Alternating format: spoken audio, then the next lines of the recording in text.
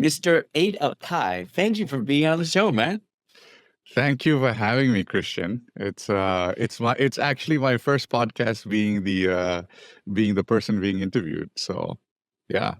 Oh, no way. Well, Yeah, I'm yeah, well, indeed. I'm very honored that this is how it turned out. I've been excited about this conversation because I feel like the list of topics we can cover is expansive and things ranging from online identity to the dynamics of the AGI race. Um, and I think that I want to cover your arc of adopting a pseudonymous identity, Yeah, essentially figuring out how to express yourself in a medium that carries a lot of weight and influence, yeah, and then decided to then embrace your real identity after that, while sort of commenting and sort of being surrounded by the topics of the zeitgeist. yeah, indeed, So indeed. why don't we start with Ada Pi and the pseudonym and the name of it and how did it get started? So I think what happened was I think it was in May 2021, I think. And uh at that point in time, Balaji Srinivasan had this whole thing about, people should establish pseudonymous identities and this is going to be the future, et cetera, et cetera. So I'd been reading that. I was like, oh, that kind of sounds interesting. Like it's one of those things that you just read and like whatever, right? I'd been on Twitter a long time, but in on on my main account, and just mostly reposting stuff, etc.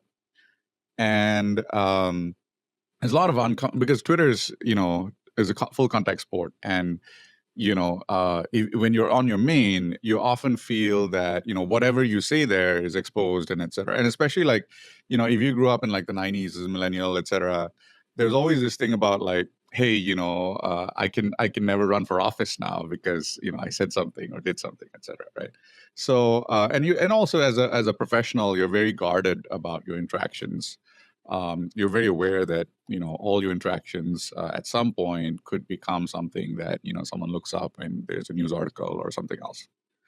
I was also running a regulated financial institution at that point in time, and I was like, well, this is obviously not something that I can say or do or whatever. So it's a very, very, very guarded interaction. Then as a private equity executive, you're also under a bunch of NDAs. Like you have this whole stack of like NDAs and agreements and stuff that you're not supposed to talk about ever. And you also have all these trust relationships where you have, even when you don't sign something, you have a lot of like things that you're not supposed to say or things that people tell you in confidence, and you're always aware of keeping those things in confidence, right? So very, very guarded. And so Balaji had this thing like, hey, you can have this anonymous identity, and you can that allows you to say some things that maybe you don't feel comfortable saying outright, etc. And I was like, that sounds, interesting. So I set it up. And the name selection actually came about because when I was in college, you could pick your own username at Stanford, and there was someone with a username called Box of Gum, and I was like, wow, that is awesome. And I was like, can you imagine the foresight, right? Of everyone else comes in and they're like, first name dot last name at Stanford.edu, and this person came in and like, hey, I could choose my own name. Hey, I'm gonna be like Box of Gum. I'm like, wow, and I always admired that foresight, right?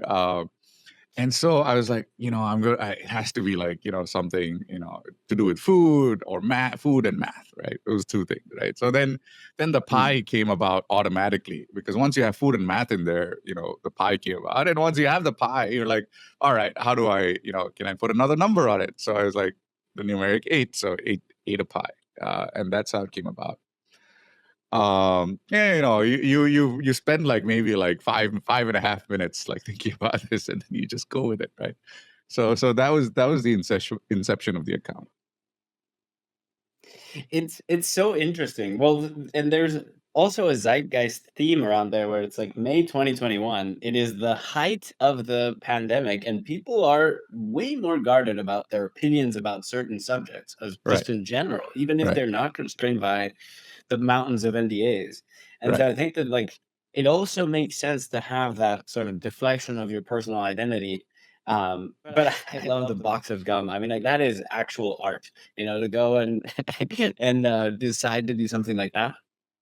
There's another question there too, which I was interested in, which is you also crafted an avatar around Right, Adafy and right, a right, persona, and so right, like what like a tiny visual identity right. that is very different from yours and has a Yes, very different let's say physical characteristics from yours. What was indeed, that indeed. about?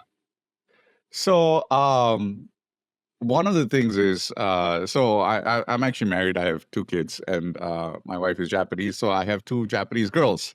My two little girls are Japanese, and they're into anime and et cetera, et cetera. So, one of the things was like, I wanted to craft something that had some kind of like visual perspective that they would appreciate.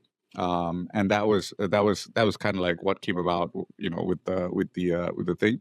And I think at that point also Code Miko was I was definitely influenced by Code Miko. If you don't know, Code Miko um, is Asian American. I think she's Korean American lady who created a full avatar, which gaming avatar, and she plays Twitch streams in it. Very funny, very unique, and she'd been doing it, and she put in a lot of work into crafting that thing, and then she had like real time. She had a real time avatar, and she'd also had I think she calls herself the entertainer. So the operator of the avatar, she calls herself the entertainer, and then the avatar itself is called Code Miko. And over time, she kind of people were actually got into the entertainer personality as well as Code Miko. So she does both now. And it's a little bit of a performance piece. It's a little, people are in on it, but it's also like very well done. And I thought that was amazing. So it's definitely influenced. Like Code Miko, I think has pink hair and blue earphones. And I ended up with blue hair and pink earphones. And that was kind of the visual perspective. And at the beginning, it was really like kind of like it was also AI generated, but it was a kind of like a logo AI generator that would generate, and then I added like some PowerPointed some sunglasses onto it, and that was the start of it. At the very beginning, and it was super ghetto. You literally like 10 minutes of puttering around and like, all right, let's go and go with it, right? And you don't think that much about it. It's not as though like all these things that Steve Jobs would say. You in retrospect, you're like, oh, there was some artfulness behind it. At the point in time, it's like, dude, like whatever, like slam something together, 15, 20 minutes. All right, let's go. And that was basically it, right? So yeah, That is hilarious, but it did give you a playground to develop a style that yeah, I think is uniquely characteristic of Twitter, now known as X. And there's something special about the style of Twitter that you developed that I think is like the current a version of Twitter that is very different from when, say, around 2022, you asked yeah, ChatGPT to write you a tweet. It will write yeah, you a 2017 tweet, like some yeah, or even earlier, like this yeah, very I don't know, corporate? I don't know what the word is, but yeah, like fake almost sounding yeah, um message with a bunch of hashtags and emojis and sort of like very different from the style that you developed that is similar to Elon's style, similar to Sam Altman's style, which is a lot more direct. It's like a self-text message basically. yeah. um so what was the process of finding that style and sort of co-crafting that style with the platform, which in itself is going through a gigantic change? So I think what happened from May 2021 until I think 2023 April was I was kind of like experimenting and like just making friends online, really. And I think the follower count crept up to about I think like until May 2023, it crept up to about like 2,000, 1,500, 2,000 or so. And at that time, it was just like participate. I was just participating. I was in some of the crypto discussions, some of the ML discussions, chatting with people online, and it was very nice because there was a lot of there was a lot of technical content, and I was not like I'd been doing like credit scoring machine learning, but I was a little bit distant from like the core kind of like ML in the Mhm. US, what people are doing. I hadn't done recommendation systems, which is really the core of like a lot of what Amazon and all these guys have been built on. And they so I was kind of like learning a lot. Like it was great for me because I love like learning new things.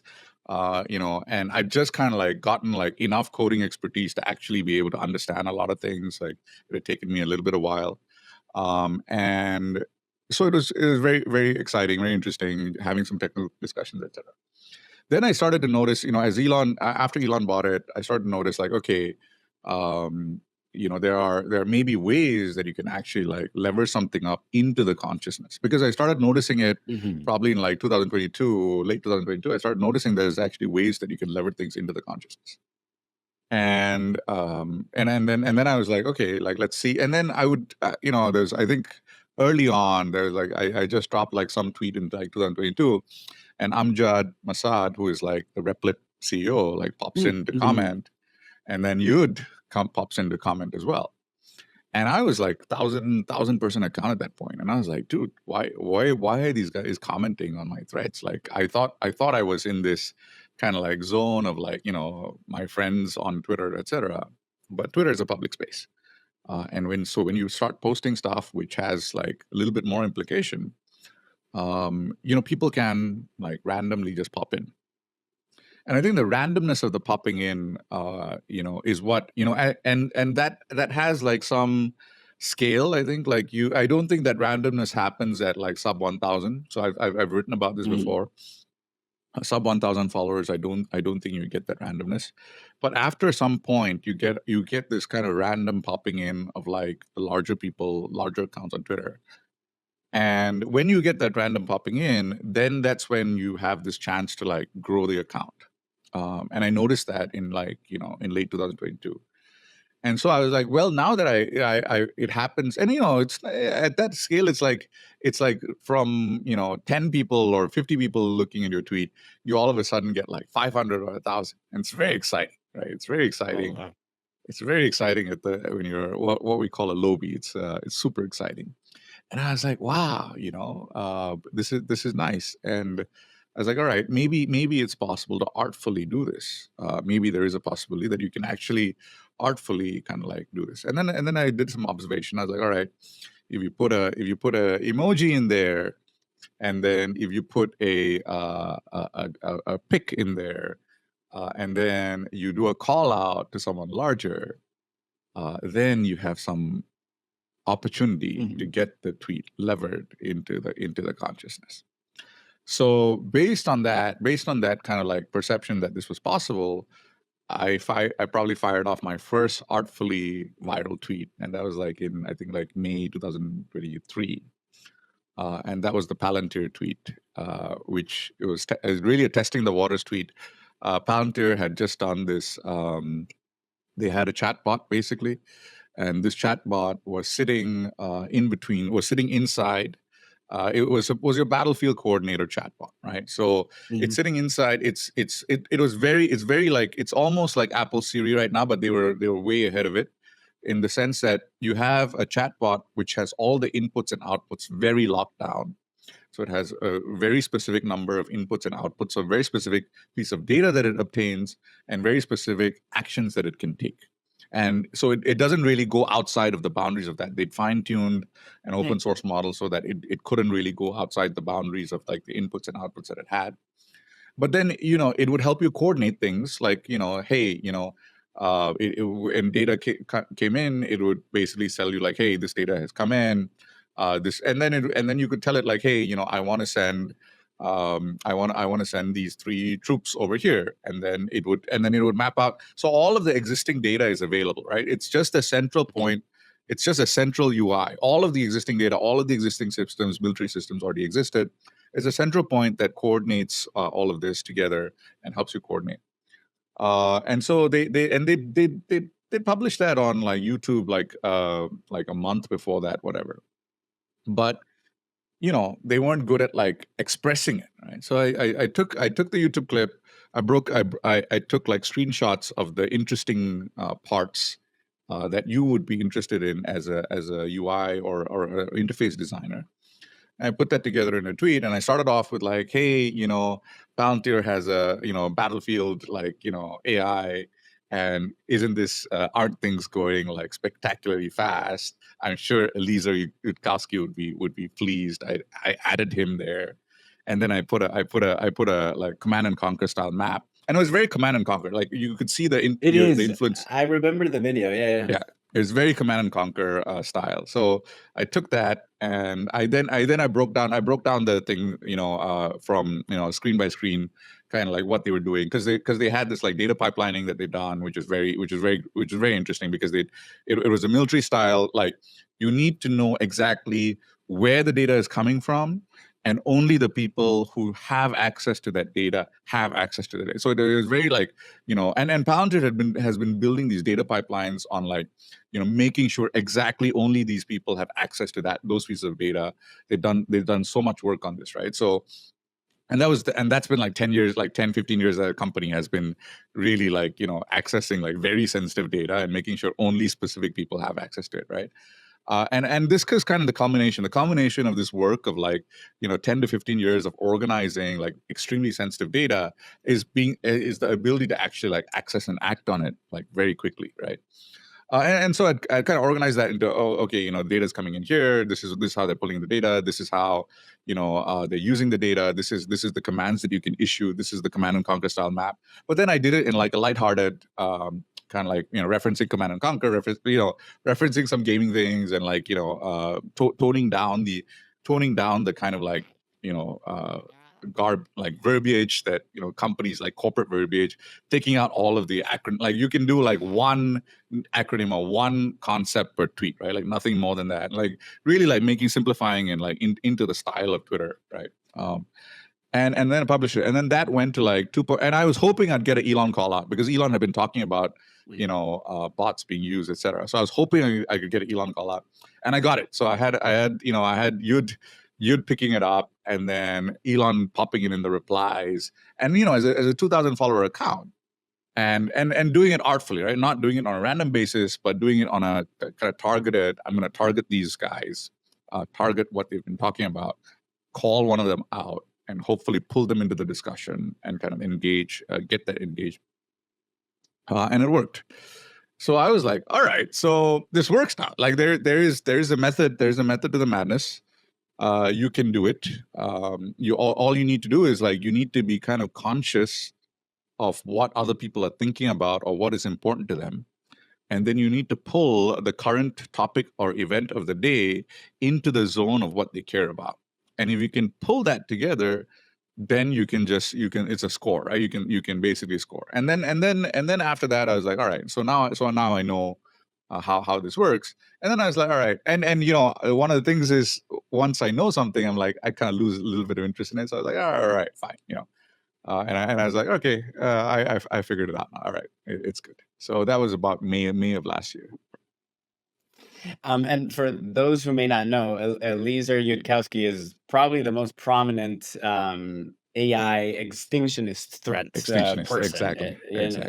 And his work is really interesting. I mean, like, I will say that like I've been following his work for close to 10 years now, and even though I don't agree with most of what he says, I think that he presents a very logical case, and he's a fascinating character, just like in and of himself.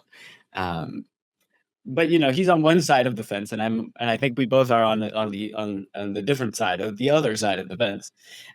There was another thing going on Twitter at the time, which I think is like related to the bigger picture of some of the stuff you discovered around how information spreads in the world and how ideas go from one mind to another. And we have been operating in a world in which these legacy institutions have remarkable control over let's call it the Overton window, or at least like the set of ideas that you could talk about. And I think one of the most transformational things that happened to modern media was when Elon bought Twitter, and went through the whole re-identification process with it, where I think also timed with leaving the pandemic, timed with a resurgence of techno-optimism, that I think is like when I started following you was the LK99 That's right. saga. Mm-hmm.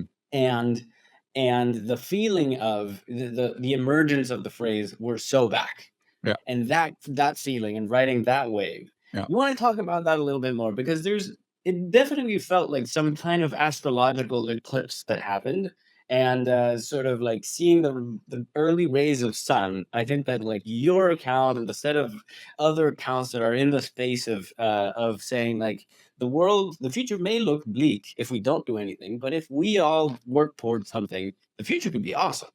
Yeah. You want to comment on that a little bit? Well, I think overall, my sense was just I always expected a huge post-COVID economic boom. I expected the Roaring Twenties even during COVID, right? Because the fact of the matter is, if you go back to the 1918 pandemics, etc., post those things, there was this huge, like, after war, after pandemic, like people just party, right? So I expected a lot of things. I expected like a lot of people would like get divorced because like being with their partner was, for locked up in a house was probably like bad.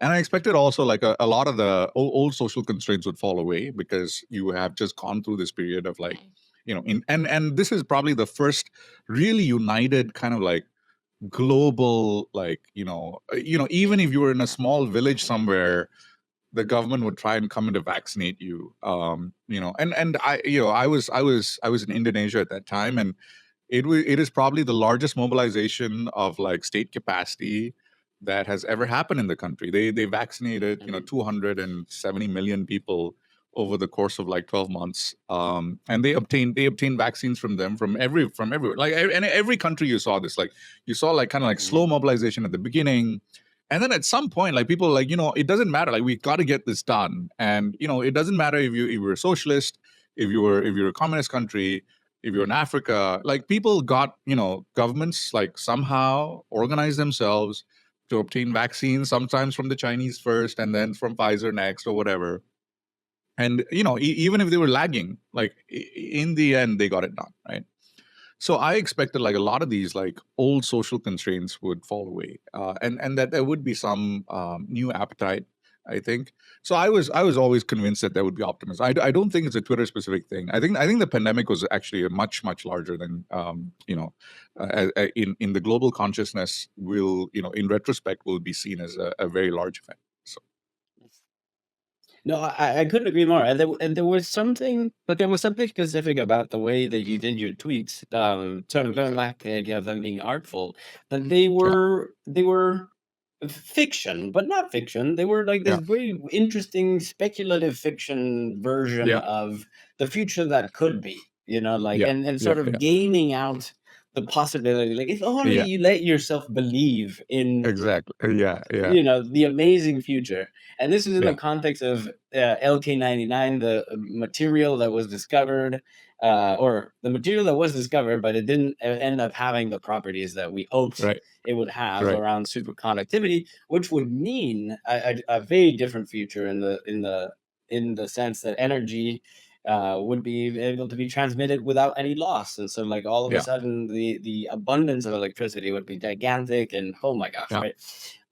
What was the thinking behind the fiction? So I think whenever like I do this thing where whenever I read anything in the news, I always wonder like what actually happened. And this is because like I've been in like a corporate situation or whatever where we do something and then they publish something and I'm like, it's not really what happened at all. It's this Dunning-Kruger kind of thing where you're like, Mhm. that's not what happened. But then you're like, okay, I can't say anything about it anyway, so whatever, right? So then I invert that, which is when I read something, I'm like, what could have happened? What is the most interesting possible interpretation of events that could have happened? Which yeah, all you see is these little. So I always take the news to be truth, but the news to be the truth as on the surface, the facade truth, right? And then there's always like other things going on in the background, right? Like when someone says that they resign because of family duties, it's obviously not because they resign because of family duties, right? It's obviously like something else is there and they can't say it, and therefore they're like, I need to take time off with the family. And then so you see this with like you see this with so many CEOs. They're like, you're like, come on, you're not. Yeah, and we all know. And this is the thing. The really funny thing is that we all know that the guy is not resigning because of family duties, right? But then we kind of just accept it. We're like, and we go through life with this kind of like hearing all of these like facades all the time, and we just kind of accept it most of the time, right? So my thing has always been, what is behind the facade? Like, if you see a piece of news, like if you're like, all right, I'm going to give this thing like 2 seconds more of my attention, like what is really behind the facade? And then you think and if you take one step back and you're like, the guy probably resigned because if he's saying it was a family thing, then it's not a fraud thing. If it's not a fraud thing, it's like, all right, maybe there's like some hanky panky, right? Like whatever, and then company wants to close it off, they sign some settlement, etc. But then most of that stuff is like, I don't really need to care about it anyway, so who cares, right? So for the LK99 thing, what happened was, just to give a sense of it, was you basically had, I saw a guy on Twitter, what's his name, the coffee guy. So and he was like, oh, I just saw this is probably like the greatest thing that's ever happened in physics, etc. And I looked at the tweet and had like, I saw it early on, but then I saw it picked up steam and got like 10 million views or whatever. People are talking about it.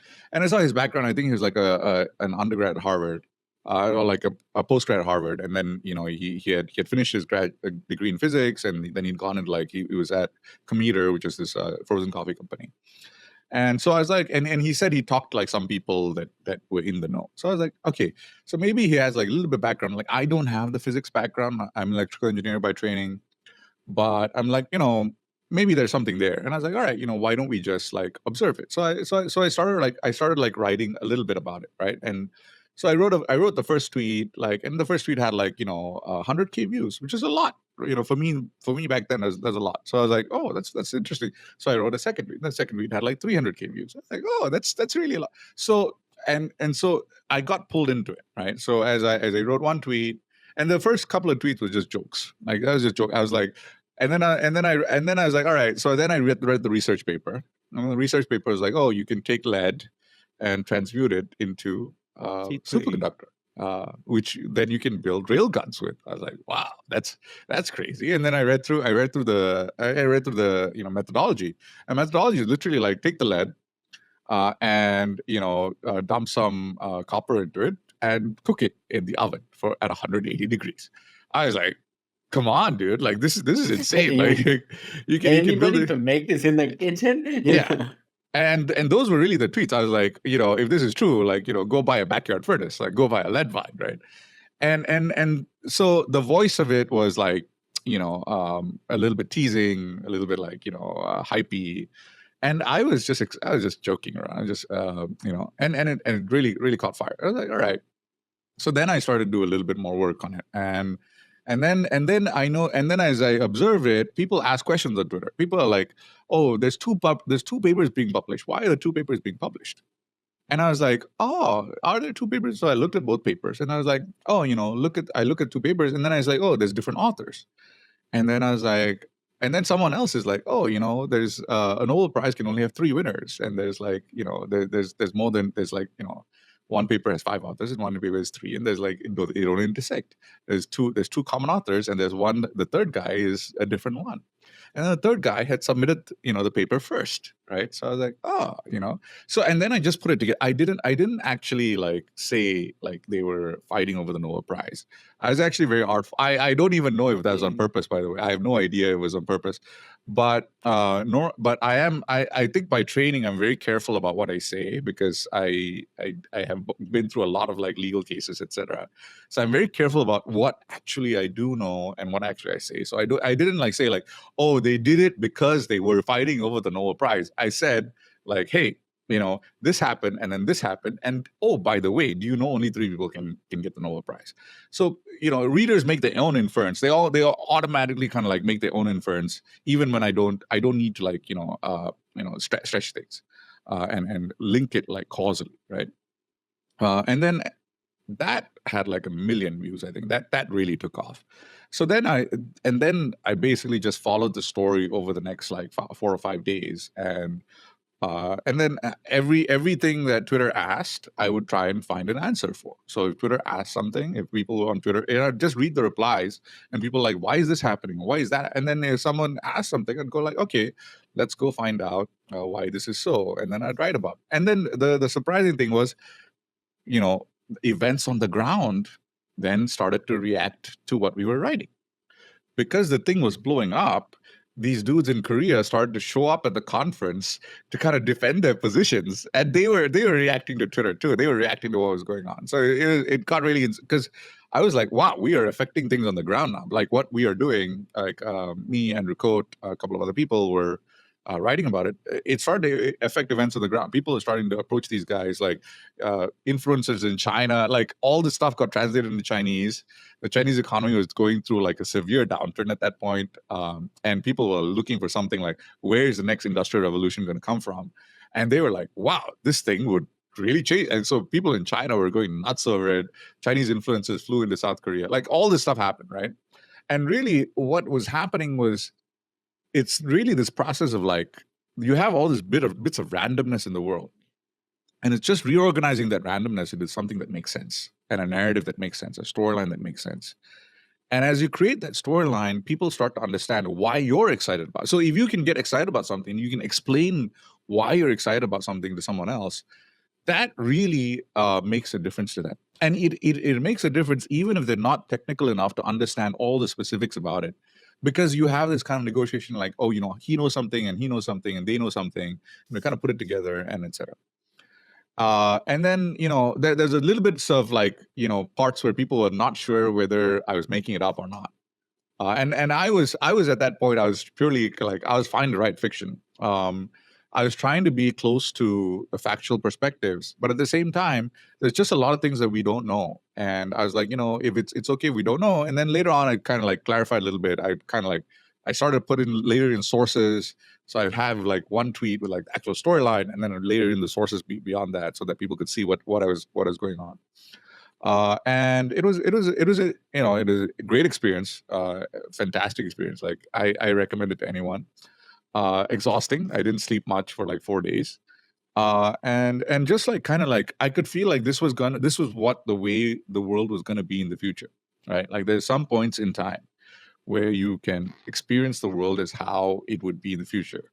Like the future is already here; it's just not evenly distributed. And I felt that very clearly at that point. I was like, this is what things are going to be like in the future. It was, I was thinking of what it reminded me of, that whole saga, of especially your narration of it with the semi-fictional elements of it. And Yeah. it reminded me a lot of, have you read World War Z? I have seen the movie. I have not. I have not read the book. So the book is very different in that it's told via series of interviews. So it's interviews with survivors, Yeah. and but it's also told kind of like a war chronicle. And obviously, that one's a lot scarier. It's like, if anything, it's the beginning of the pandemic, and this is on the other side where it's like, when you were recounting things of like, oh, the authors are forcing their way into this conference, and like extrapolating the fiction from the very closely summarized headlines. It reminded me of the positive version of World War Z, where it's like, Yeah. a utopian future instead of a dystopian future. And there's another thing there too that you remind me of the which is very tied along with the themes that we're talking about around, something happens, and then there's a plurality of perspectives that attempt to summarize it, that attempt to share it, and then that gets it goes through the series of expansions and compressions Yeah. through the network. Yeah. And oftentimes, I mean, the vast majority of times, the parties involved in amplifying the message have an agenda of their own, right? Yeah. And one of the things that struck me was, and sort of this leads into the topic of the day, which is Yeah. AI. I was talking to a friend of mine who just resigned from OpenAI, Yeah. and we were talking about like, oh, well, like, tell me about it. What was that like? They've been there since 2018, Yeah. and the one of the things that stood out to me was that I remember seeing their name on that in the open letter to the board when they Yeah. fired Sam. And so then I was like, whoa, but I remember that I saw your name backing Sam, Yeah. and they said, well, what you don't know is that there was a tender offer, and basically every employee had some of them had like tens of millions on the line. And if the deal went through because of uncertainty of who's in charge, then a lot of people stood to lose a lot of money. But the Yeah. PR side of it was sold as like, oh no, people like really trust Sam's leadership. And so that was one of those moments for me where it's like, well, thankfully being in the Bay, you have a little bit more insider knowledge into what's going on behind Yeah. some of these news headlines. Um, but that said, I think it's a good segue to start talking about the dynamics of the AI race and the story that has begun probably since late 2022 with the ChatGPT moment. Yeah. And well, it actually starts way before. It starts with gaming. It Mhm. starts with uh, the transformer architecture, which Ilya figured out you could use GPUs to train efficiently, and um, and then the product that eventually captivates the zeitgeist, which is ChatGPT, which is Yeah.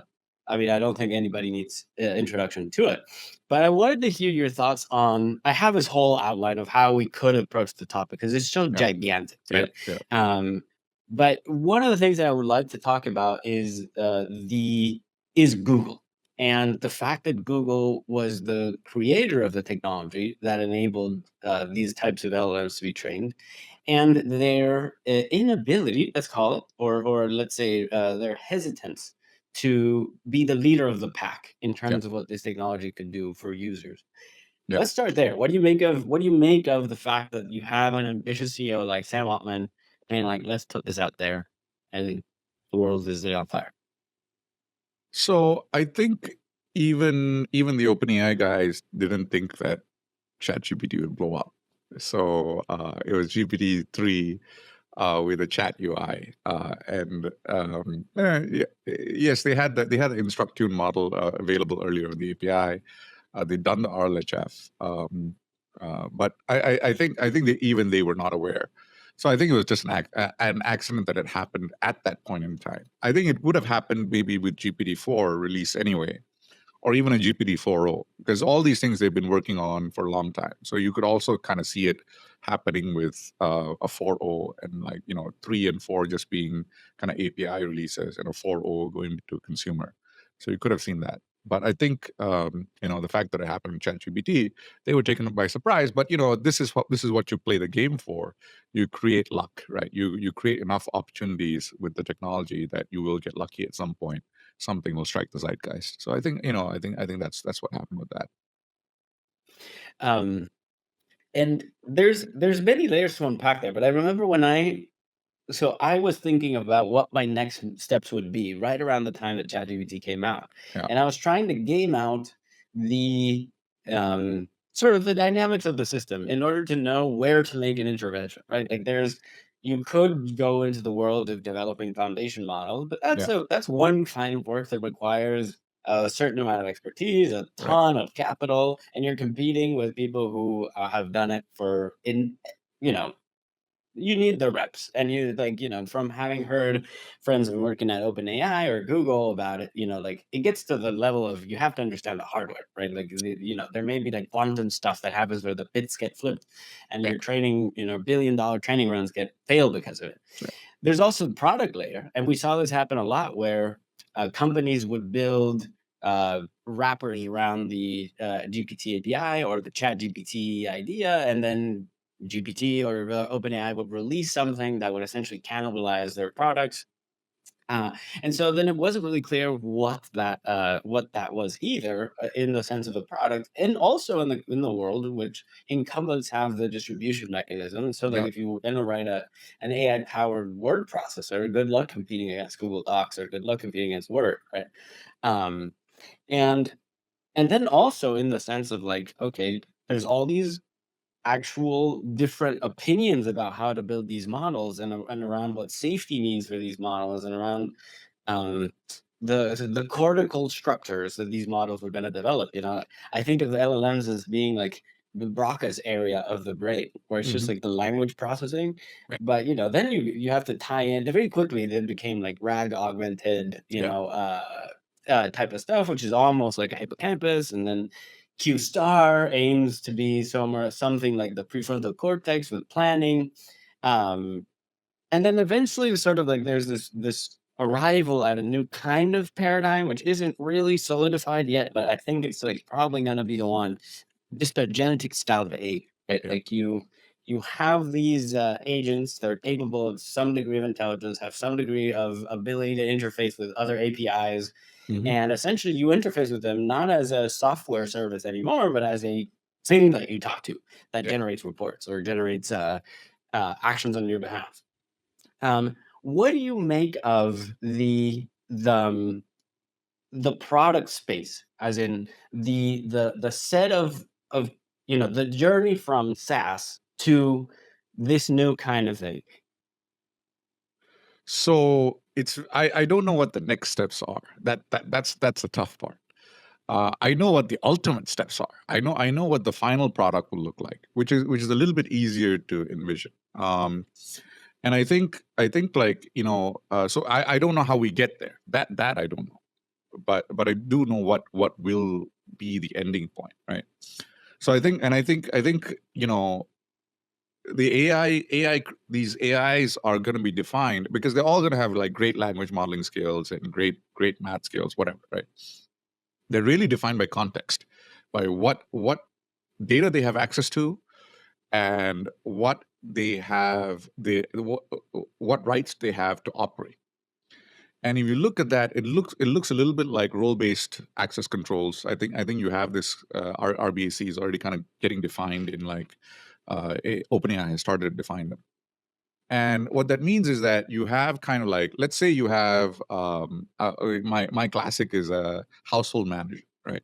A household manager AI would be kind of like like it would be instantiated by the father. It would have access to calendars of all the individuals.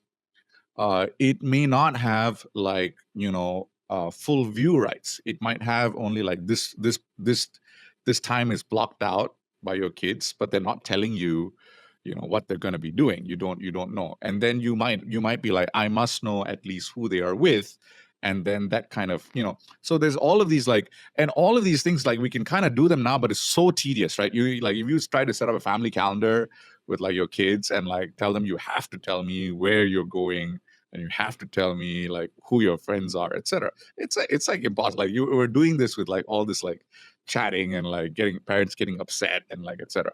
And you can see that for like household finances. You kind of like there's some things that you have the authority to approve, some things that your kids have the authority to spend, or your wife and you are coordinating. And then you have these like loose rules where like, hey, if you spend more than $500, you have to like ask me first, like etc. etc. And all of these things are kind of soft kind of rules, like soft behaviors that we have, and it's just too complex to like actually manage them like very well, right? It's just way too complex, and it's just not a worthwhile use of like software time.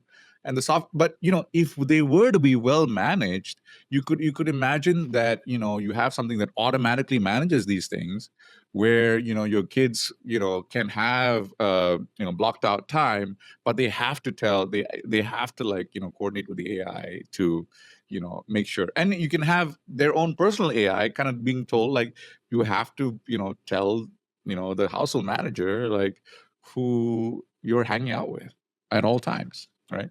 So you can have that, you can kind of see these things intersecting, where all of these things that we kind of want to know now and want to have done get managed by these like central authorities, where the central authority is kind of like instantiated in a chat. Like, so I'm thinking like every single chat group becomes AI managed. And you have like every single chat group you have now, you can imagine this, like you have a chat group where you have a bunch of friends going on a trip together.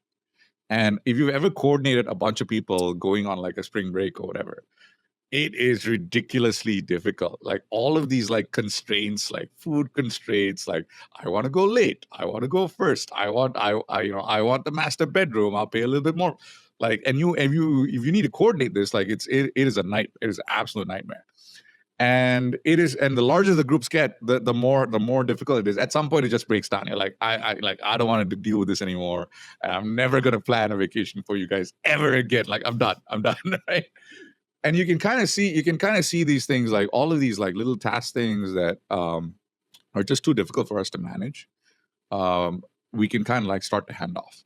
And I think that's where we're going to end up. We're going to have like a personal AI which knows everything about you and which won't even snitch to the government, right? Like you can do, like you can tell it like, I'm going to jaywalk, and you can't tell anyone, all right? And you can jaywalk and it doesn't tell anyone, right? Not even the government, right? And you can imagine like, and because it has access to your camera, your location, your phone, it has to be completely private, like completely your thing, right?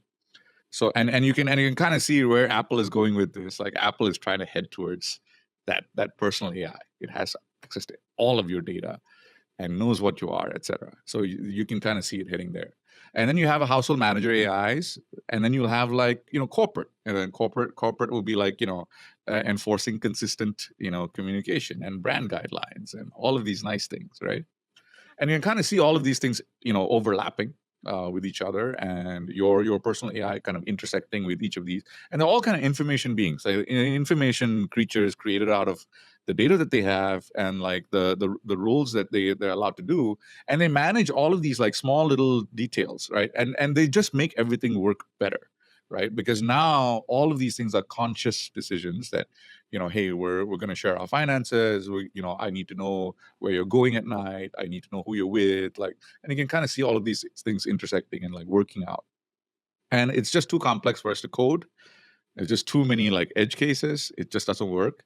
It has to be like the AI has to like pick up all of these like edge cases and points and kind of like decide what it needs to do. And that is where things will head. That is where that is where you have this perfect combination of privacy, and also this kind of like things that get managed for you, and you don't have to worry about a lot of stuff. So one of the things I'm looking forward to is like I never want to like claim expenses again. Like it's just like the most tedious thing in the world, like claiming expenses. And like, because like US tax system, for example, if you have the people that are in the meeting with you and you put them in the meeting and you put them there on the receipt, then it's fully expensed. Yeah. But then if you just like I'm not gonna like write it down, I'm just gonna put it in the bill, it's only 50% tax deductible, right? So you have a bunch of these rules, right, which are dependent on like full information or partial information. And I think all of those things could work so much better. And that's really what I'm looking like.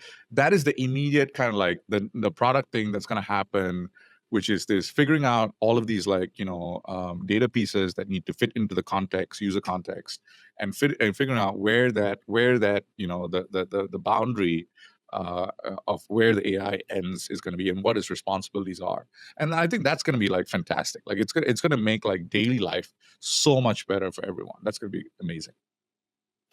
No, I mean, I get excited about a future where we have these information beings dedicated to reorganizing the materials at our disposal to Yeah. generate more abundance, right? I Yeah. think that like it's easy to forget how many of the world's problems come from a scarcity Yeah. mindset or a Yeah. scarcity or an or a scarcity period. Whereas if we have materials and distribution mechanisms that enable abundance, a lot of these tensions go away, right? Um, and so I'm excited about the future where this type of service device, new kind of engagement with things, it is possible. But I do think that there are challenges to get there along the way. Like I don't know how you can convince me as of yet, even if you're Apple, that this thing is going to be private. Like I mean, we're on the technically oriented side of things, but and so we would know what this would look like if it were run on a device and like, you know, but you get into all of these green lights that we need to hit that I think are important to call out in the process and in the race. And you see things like, the former director of the NSA joining OpenAI board, and then it starts to get into these bigger, let's call them the current systems of control and societal organization Yeah. that want to, and I think to their credit, they want to be able to navigate this new future, right? Um, but oftentimes that world is a very different scarcity based world where like you're still figuring out prospecting for oil rigs and the uranium supply chains and all that stuff. And it unpacks this whole new layer of dynamics of what I think are going to be the first agents. Instead of, like, there will be the consumer household manager, but there will also be like the AI hacker, and the AI sort of cybersecurity analyst that Yeah. is essentially trying to hack into every possible system. And once it hacks into your system, there's going to be more of a uh, protection money kind of engagement with Yeah. the customer. And you could see why governments are deploying such immense quantities of resources to the development of this technology, right? And the race for energy contracts that is going on to power the data centers that haven't even been built yet to accommodate for the demand that isn't quite there yet, but Yeah. we can imagine will be there, right? Um, what do you make of the geopolitical landscape of the tensions that may arise when well, let's say one party, and I mean just any kind of party, any kind of entity, um, is inching closer toward AI supremacy, Yeah. and you have very powerful um, parties that think that they're in an antagonistic relationship to the first party, that have weapons and that are thinking of, okay, if you win, how do I know you don't, essentially eviscerate me? So I think this is the Leopold Aschenbrenner like thesis, right? Which is We're gonna get there, yeah. yeah, which is this geopolitical struggle between I think the U.S. and China, and yeah, Russia, but Russia is like basically a vassal state of China at this point. I don't know. I think that's one view of the future which is possible, but I hope we avoid that path. I think there's some like there's some basic numbers there, which is that these guys there's some research done where they tracked the neuro IPS papers, and they tracked where the authors were from, right? And basically, I think about 38%, almost 40% of the authors are Chinese origin, and about 20%, about half of those work in U.S. labs, Chinese origin, but work in U.S. labs. So 20-25%, I think almost 30%, something like that. So the fact of the matter is, even in the U.S., and the U.S., this is what it does, right? The U.S. pulls in smart immigrants from all over the place and deploys them, right, in useful tasks. And so if you walked into a major AI lab right now, I think probably like 1/3 to 1/5 of the people there are probably full U.S. citizens, and of those, half of them would be naturalized, probably. And I think you would probably see about 25 to 30% are Chinese origin, maybe 20% Indian origin, 10% Israeli, and then you have the Eastern Europeans, the French, Polish, et cetera, et cetera. And that's pretty much typical of any EE or CS PhD program. That's fairly typical in any major university in the country. So, and I think that is maybe a much more kind of like positive view of the future, which is, of pulling in talent from everywhere and deploying it towards things that improve humanity's overall, like, for humanity's overall benefit, which I think is really what, we would all like to see. And I think the viewpoint that we have to be because the viewpoint that we have to be antagonistic, that lends itself to like another pathway, which is just not that pleasant. Um, and I think that's where things stand right now. I think all politics are local, so I think whatever China decides to do, it's really about like how things work out for them and what they want out of this internally in their country.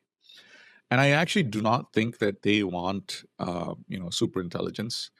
because the Communist Party doesn't really want to have another ruling thing on top of it. They want to be able to say like something is wrong just because the Communist Party says it is, without having to explain themselves to and reason with something else, which is the whole point of having this like legal system which the party can overrule. Right. In the US, the legal system, in order to overrule the legal system, you have to go back to the people.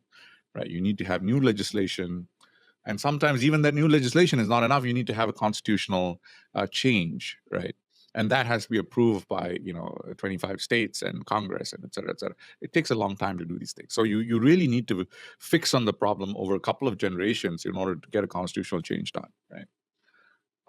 And otherwise, like, you can only do it at a lower level, and then you need Congress to approve. And if not, you can bureaucracies can do stuff, but then you can sue them, right? So the state is kind of, the kind of state mechanism, like arms are subservient to the legal system, and the legal system can overrule them, but then the legislative system can overrule that, right? In China, like, they just want the ability to have, number one, be able to overrule everything, right? Just because they don't have time and they don't have a legal system which is, developed enough, they think, and they're not willing to go through that process of developing the legal system. So I think that's going to be the same thing with superintelligence for them, right? They're not going to want something that they have to reason with. I think the US is probably a little bit more in line with like, hey, if we have a superintelligence which is willing to follow our laws and constitution, we're fine with it. I think that's where we're going to head. Like, as long as it's like legal, it's okay, right? As long as it follows the laws and constitution of the country, it's okay. And I think that's a more positive view, that you have intelligences, but they have to behave within the constraints of the existing legal system, and that's fine, right? And I think that's a better viewpoint to run from. So I completely agree. I think that there's I want to be careful in general in the conversations I have to hear out people's anxieties over the drastic changes that are going to come. yeah, And I think they are going to be drastic, and I think there's going to take adjustments from everybody. I think there's going to be labor displacement. I think there's going to be we're going to have to rethink how the global financial system works. We're going to have to sort of face these things which we've been kicking down, like we've yeah, been punting down the line, yeah, including questions about our value as humans, right? Like, what is our unique contribution to reality, yeah, given that now we've created these things yeah, that are able to do that. Your comment about the China and the Communist Party reminded me of our conversation in at the Dorkish a podcast meetup, where the creator of Pico was was sharing that the Chinese trained models have these they're not allowed to be trained on Tiananmen Square, and so they have this giant hole around all the derivative things, like all the subsequent things that yeah, happened because of Tiananmen Square, that they essentially are like hallucinating around this yeah, thing, essentially this event horizon in their own cognitive perception, right? yeah, Um, so I think that's really interesting. But I also agree that like if I think that there's like the Eliezer Yudkowsky's sort of fear, existential threat fear around AGI or superintelligence, or the Nick Bostrom early days fear of superintelligence, that I think misses like a key component, that is the sophistication of these AI models. Like, starts, these creatures come to life having the benefit of having all of human recorded history at their disposal, and then the synthesis of human knowledge as it's been, to the best of our ability, processed by us. Like the latest in moral philosophy, the latest in theories of consciousness and theories of, and basically everything is pointing toward this thing of like, wait a minute, all beings that are sentient have a degree of equality that should be respected, right? And so I think that like these systems, when they start to get more power and influence, will be much more on, will respect us. Like I think that there's like a degree of morality that will be baked into their consciousness as the moment of awakening, that we had to go through billions of years of evolution to Yeah. create, the legal systems and customs and languages and all that stuff, that they essentially get to start from free, with that for free. Um, but I also hear out people's anxieties around, okay, but what does that mean for my job? Like I'm a marketing guy. I have a social media marketing agency. We essentially like make social media posts for businesses. That's gonna go away. Like that's gonna go away soon, like within the next 5 years, all that stuff is going to be, if not automated, like the entire landscape is going to be so different because there's going to be so much content that's going to be so heavily curated by another AI. And so that Yeah. you're curating content for the AI filters Yeah. that are essentially advocating for the interest of the consumer. Yeah. And it becomes this new kind of relationship with the content that you make, and or at that point you're not even making of Yeah. the service that you're hiring to make content for you. Yeah. um and I think, like I do think we have to always keep in mind that there's these little, what do you call it, like triggers that could lead to catastrophe if we don't address them correctly and if we Mhm. don't think about them. Things like the financial system, the debt, like all these things where like, is the economy, yeah, I don't know, if there's a de-dollarization of it or something like that. There just the shock of that will be gigantic. But on the flip side, like if we do have systems like AI that are Mhm. able to rapidly adjust and rapidly redefine their parameters and rapidly sort of like reassess their value that everybody's bringing to the market, then I think that's also okay. It could be a no op if we factor in those types of challenges into the equation. I I don't know. I think the financial system will be fine. Largely because the financial system is probably the most brutal and most advanced system that we have today. It is probably where I did a little calculation before this. Like, so assuming as you if you assume that the financial system consists of people who trade, right? And if you assume that every person who trade has a Bloomberg terminal, then you have about 320,000 something Bloomberg terminal subscribers. And of those, and then if you say like, okay, that's the IQ of the financial system, that's about 32 million IQ, because we do this intentful thing of like, oh, it's going to be a super intelligence, it's going to be like 10 times human. 10 times human is like 1,000 IQ. So what are you talking about? That's what, like, every time someone says this, I'm like, so that's like 10, like 1,000 IQ. That's like less than, like, Goldman Sachs's, like, junior bond trading, like, internship like class. Like, what does that even mean? Like 10 times you, oh, I'm supposed to be scared of that? Like, seriously?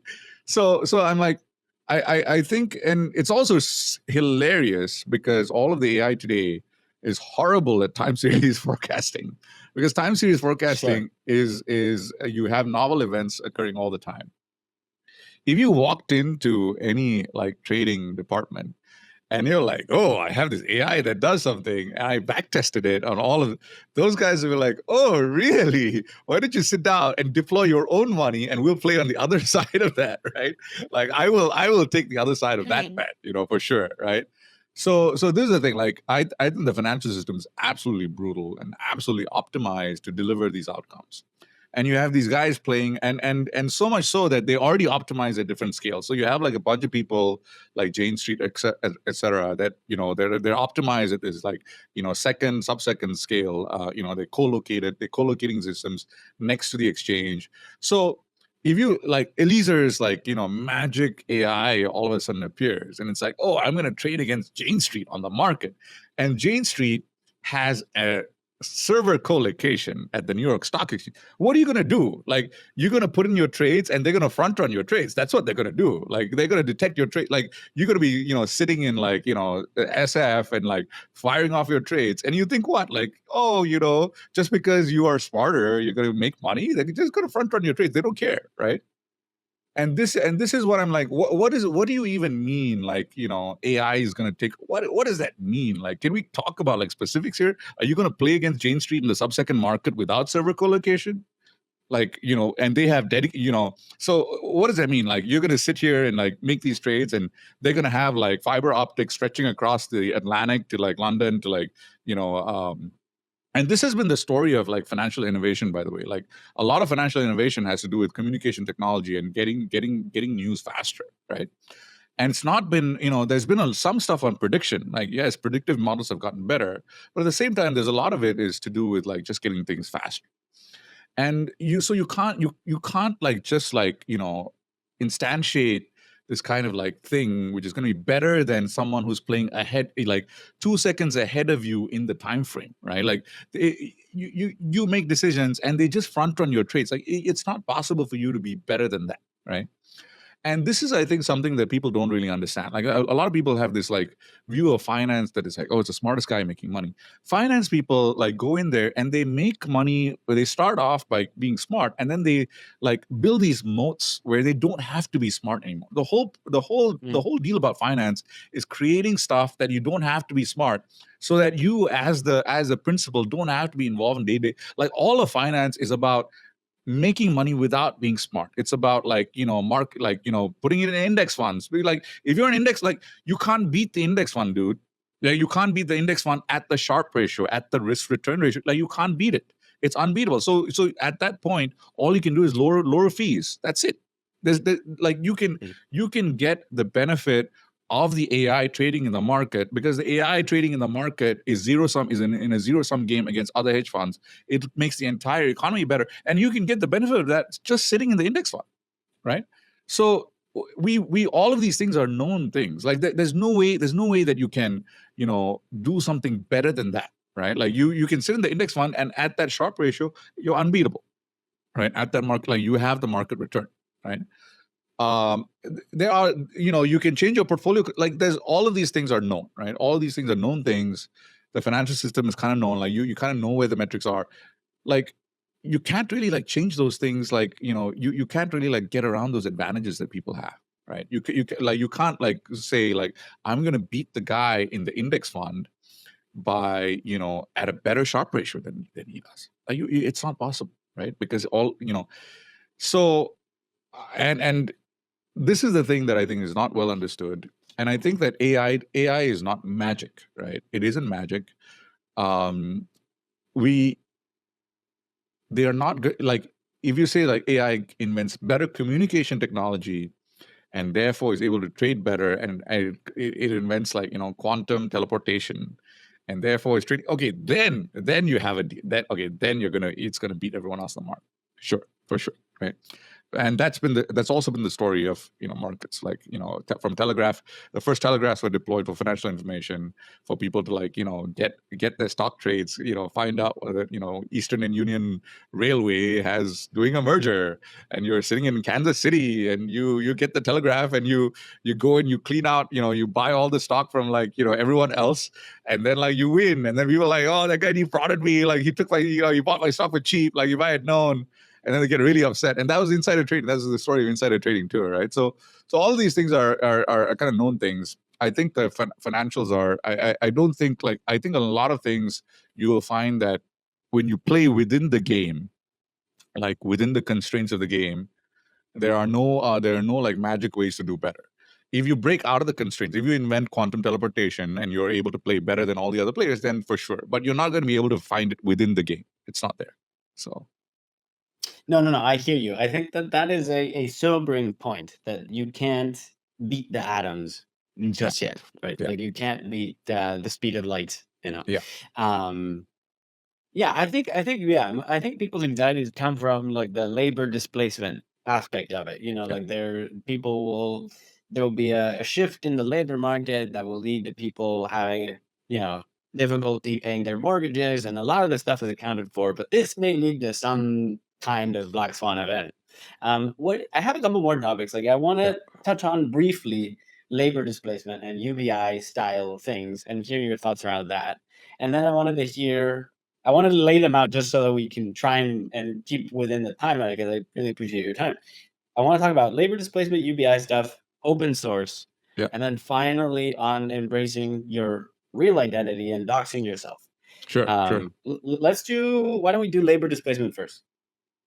Um, I don't really know what's going to happen, but it's going to be interesting because it's going to start off at the top end rather than the bottom end this time. And that's and I think the bottom end, I think the manual labor got hit by the China shock, etc., and that's kind of settled down now. I think the happening at the top end is going to start with like lawyers, tax accountants, like all of this Financial stuff, analyst. financial analysts, like. The way I look at it is like AI right now is replacing the analytical processing layer. So every organization has analytical processors. This is your stock market analyst. This is the person who reads something and writes something, or reads something and or is reacting to, like, they process information into the organization. The organization then decides the boss decides what to do with it, right? So I think the analytical processing layer takes a step back. So a lot of people do analytical processing will stop doing it, and then they will become decision makers. So you're going to have more decision makers. And I think this has happened before. I think if you look at like the 1900s onwards, you had people doing computation, right? So actual like calculating was done by you have these like huge departments in like banks that you can see like people sitting on there, and they're actually all just running a spreadsheet.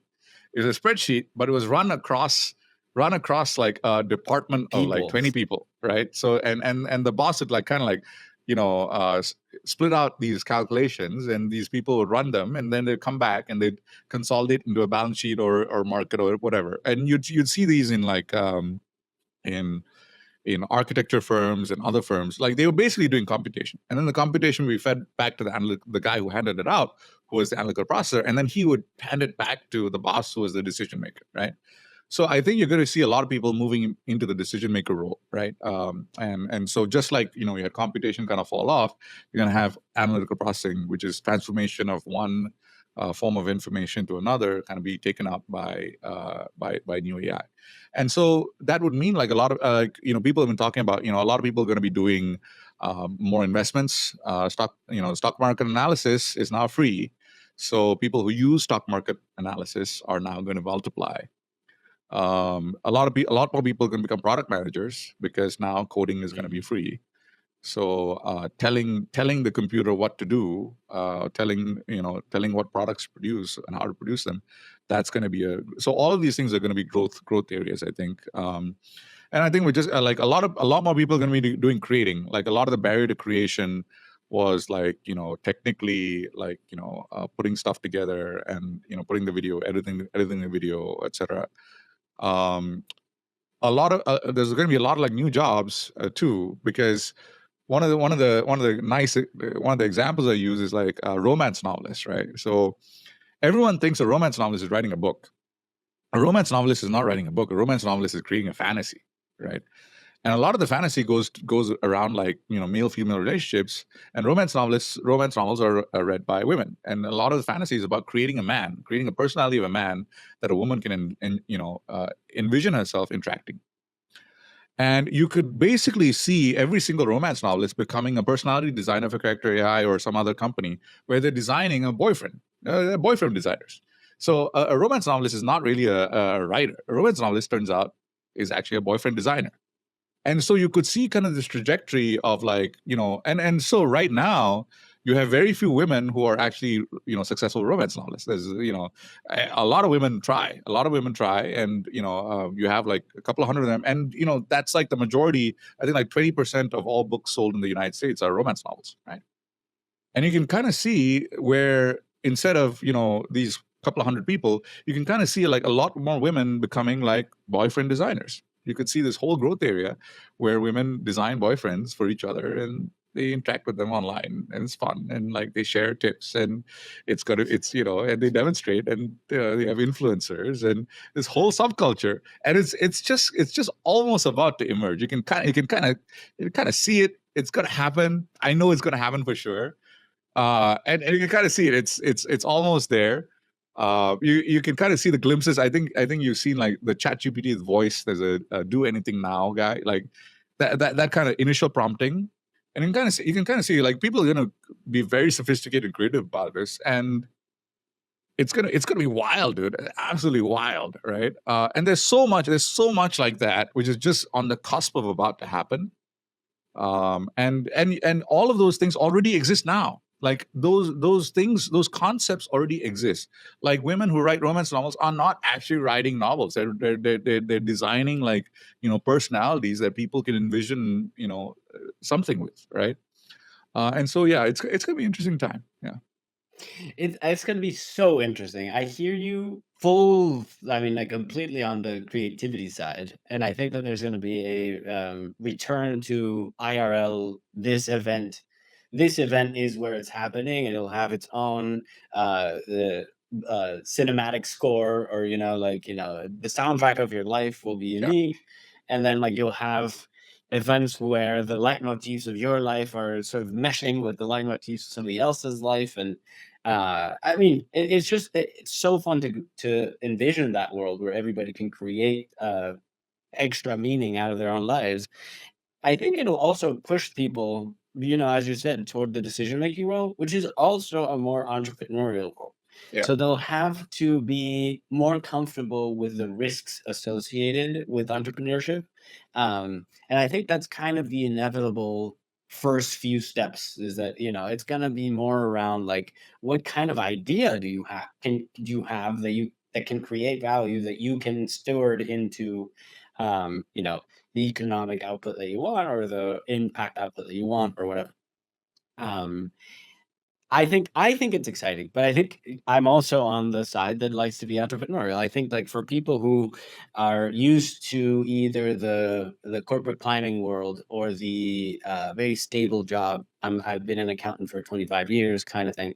I think that's where there'll be some tension.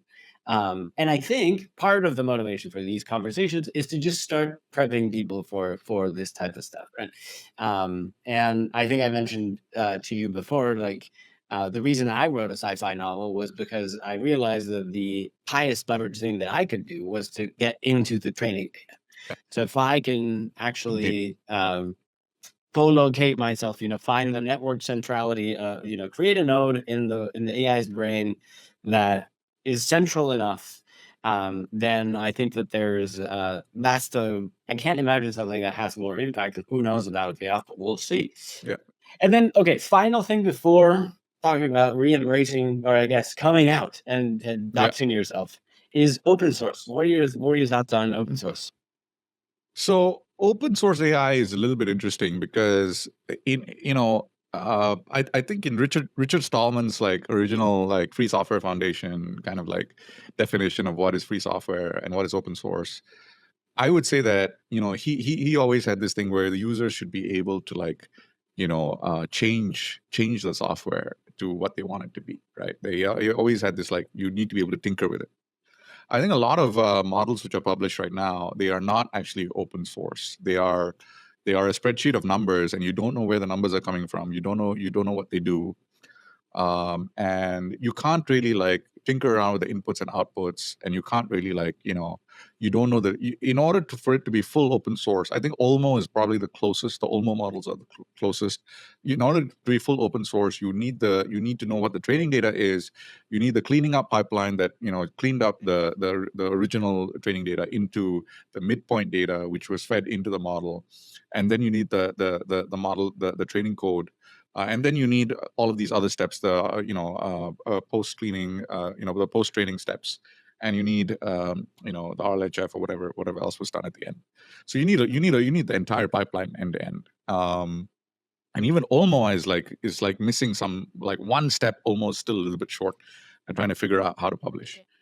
And I think that's almost impossible for a lot of the firms because some of the data they're not sure the legality of because it was scraped. So I think there's a bunch of stuff there. So I don't know like when we will get like real open source on AI models. I don't know if that's even possible. I don't know. I have no idea. But let's just assume open source means this general idea of like, okay, we have some model or whatever. Yeah, it's whatever it is. You can't really tinker that much with it. These companies are selling consulting services on top of it, and you can fine tune some of the models, and you can get some results.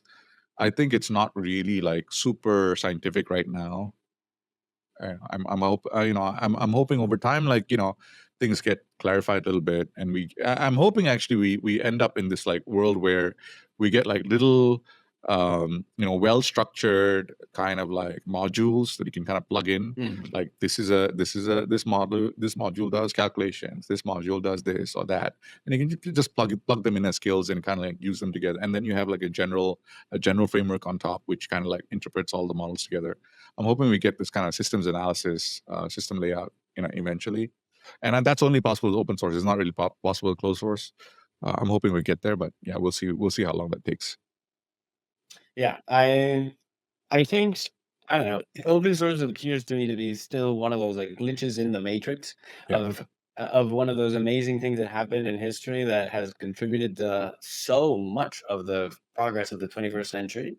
And when thinking of these intelligent systems, it also opens these new kinds of questions I sadly don't think we'll have time to cover today. But things like, if like, if these are semi-sentient beings, what is the, I don't know, it gets into the whole murky legal definition of, are we lobotomizing them, are we Yeah. like subjecting them to, I don't know, like, there's this, do you follow Janus on Yeah. X? Replicate. Yeah. Yeah, there's some Replicate. weird stuff there, man. Like, um We okay. we were on the same level because he knows what I'm doing too. He knows I'm like seeding, and I'm seeding the timeline. I know he's seeding the timeline too. So yeah, we kind of respect each other. So yeah. Yeah, and I think that similar style of Yeah. semi-fiction, not quite fiction. But yeah, maybe we punt the consciousness discussion for later, and what does the other side of the event horizon look like? But I want to end with asking, okay, you've amassed this very sizable, influential sphere. Yeah. On X, you're able to push the conversation in the ways that you want, Yeah. and you're also in a pretty special place, being able to comment from above and not really get involved personally in the dynamics of the system. Yeah. You then decide to dox yourself and embrace your Yeah. own identity and step out into the light and say, like, hey, I'm Yeah. Prakash. Like, can you walk me through that decision and what does that mean going forward? So one of the things that happened was I had a legal AI post where I spoke to a law firm partner, and like a couple of hours later, I kind of posted. I anonymized them completely, and I anonymized a lot of parts of the conversation. But it had like 800,000 views in like probably like 6 hours or so. And within like a couple of hours, they called me back and they're like, "Hey, dude, what the hell? You should have told me." And I was like, "Yeah, but you're not mentioning all." They're like, there's not that many law firm partners in the Bay Area, right? There's probably like a universe of maybe like 50 senior partners at the big law firms, and I think 10 of them would have gotten pings. So I think the thing is, like, I realized at that point, like, I didn't know actually how much influence the account had. I was, because I just kind of like come to the US in like November, and just kind of, I'd be just absolutely wildly posting, right? Like, because I was like, look, I don't know any of these people, so I don't have any responsibilities in terms of like NDAs or whatever. I'm not like tied. And also, I'm not gonna be harmful to them. I'm gonna bring attention. Like I was very like I'm gonna be positive about things.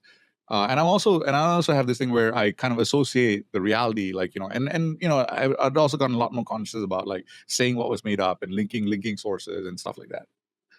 And I realized, like, at some point the account just got so influential and big that I didn't have that much control over who was reading it anymore. Like it would just wild, like things would just go wild, like um and and it was happening a lot. Like this last 3 or 4 months, like every week there was something going on. Like there's like the six-fingered hand, and like the like and it was almost Accelerate. yeah, it was almost to the extent, like people get annoyed. Like some people, like, you're on my timeline like all the time, right? And I realized like I started having this duty to disclose whenever I talked, like, and I had to be conscious now of like whatever I wrote, that and I was like, that was like, okay, now I should, before I should ask permission and I should disclose every single time, right? And I didn't want to do it selectively. That was number one. Number two is someone called me a perplexity influencer, and all I wrote was like, dude, I heard, and this is like there's this SEO company, Bright Edge. I saw the report, and they said they had a 40% referral increase month on month. They're seeing it from their clients, and I just wrote that. I was like, oh, I heard, and I was commenting to someone else. I was quote tweeting someone else. I heard Perplexity is seeing a 40% month-on-month increase. Like, if that continues to the end of the year, that's going to be significant.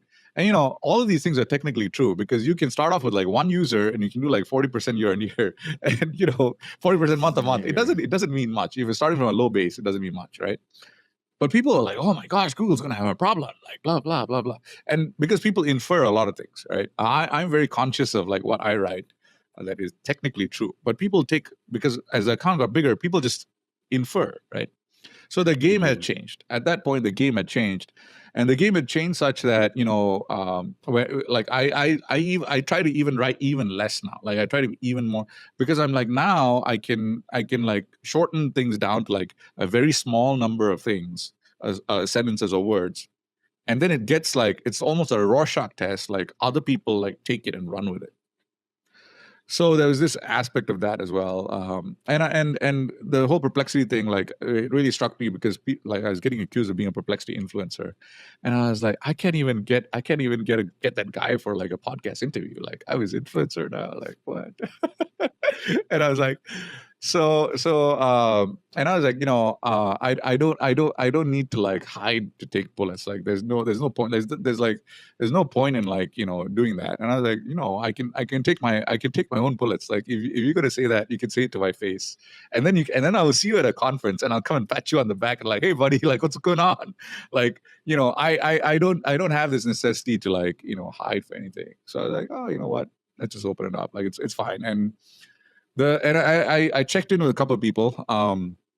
There's this Timberland song going on in the back of my head. None of us will ever date a model or so like ugly, like And I was like, you're not going to work for Fang anymore, so it's okay, it's fine. It's not a big deal.